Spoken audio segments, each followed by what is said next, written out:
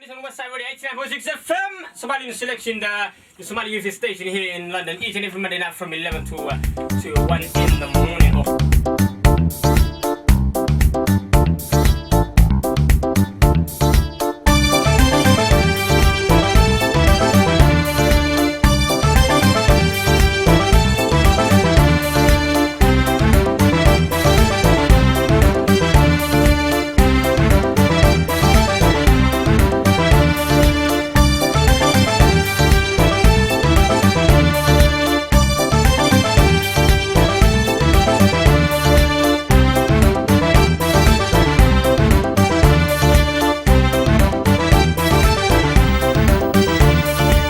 jacaylku halis yahay tiirtaan iyo kulul yahay hawl iyo dhib leeyahay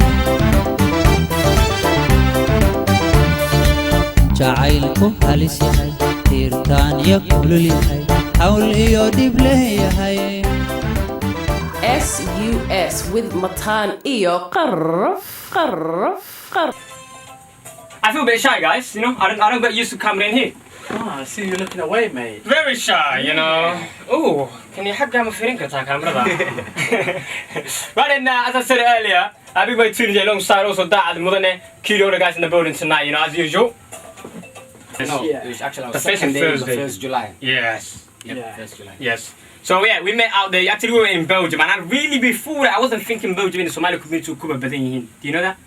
But you know what? There was good turnout. You know? For a huge turnout. Yes. You know what I Massive. liked about them? They felt like they were so connected. You know, Yeah. like the way they were talking to each other, and then Indeed. everyone knew the other person.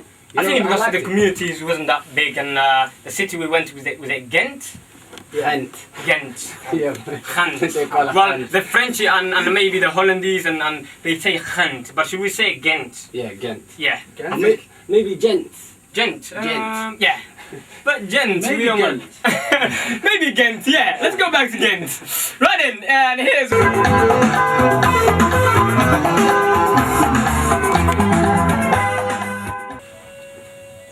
And it's all about the making the foils for the foils list. The silent quiet, if I give you a little bit of introductions about it, it was about, you know, a group of the guys mostly in here in the studio that actually gone to East Africa, especially in Kenya, when we met the taxi drivers over there, and then after that we taken on from the taxi driver. It was actually the story that we discovered.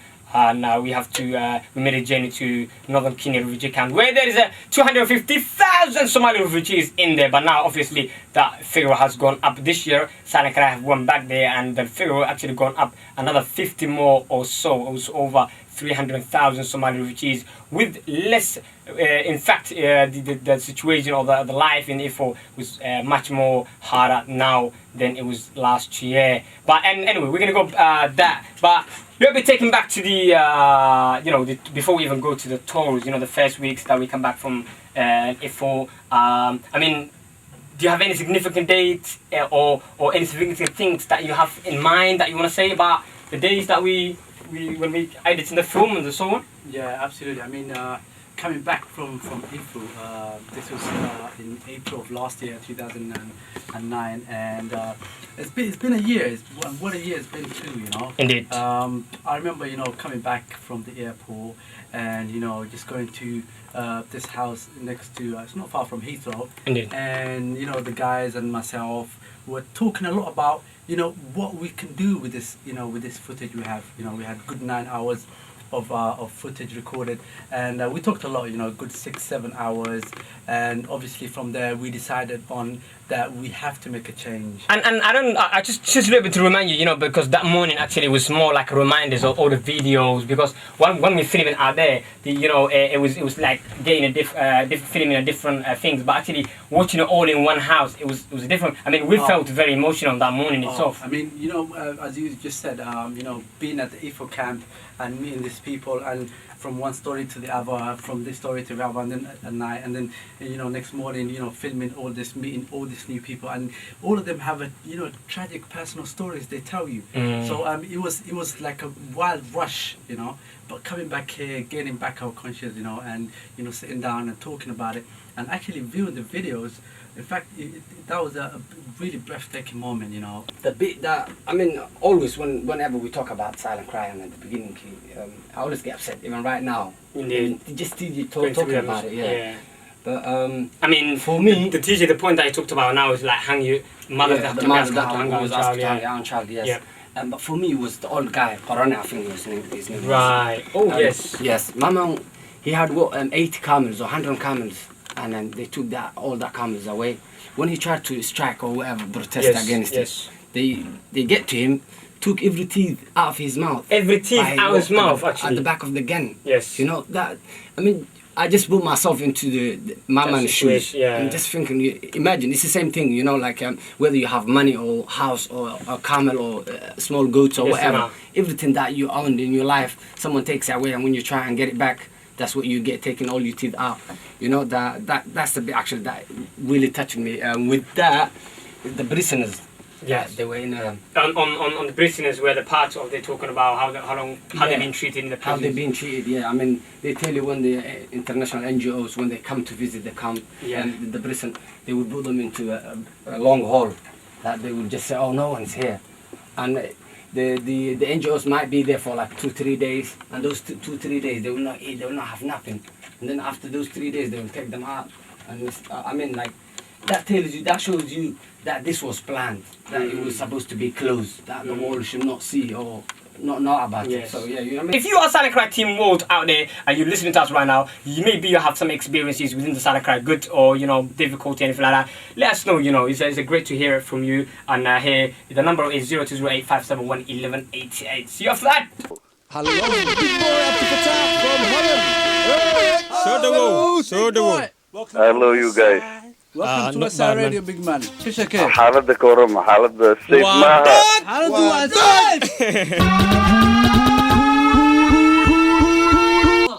xaaladdu safe maba aha ku su'aal waxa tiri walaal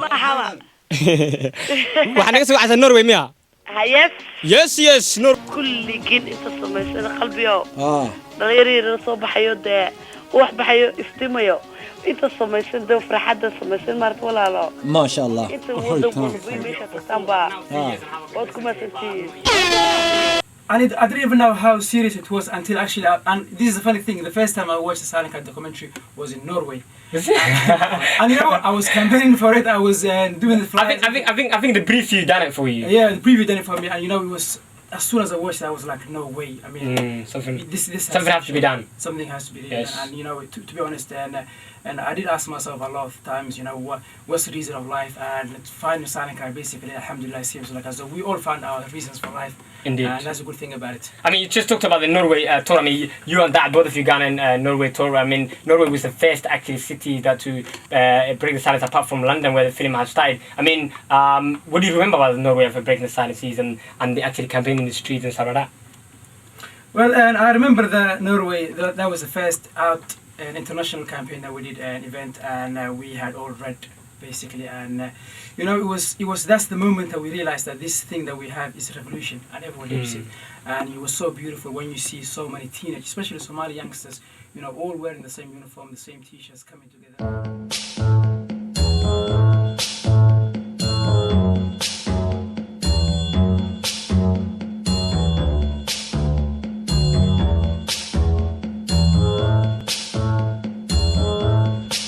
When the night has come and the land is dark and the moon is the only light we'll see. No, I won't be afraid. No, I won't be afraid. Just as long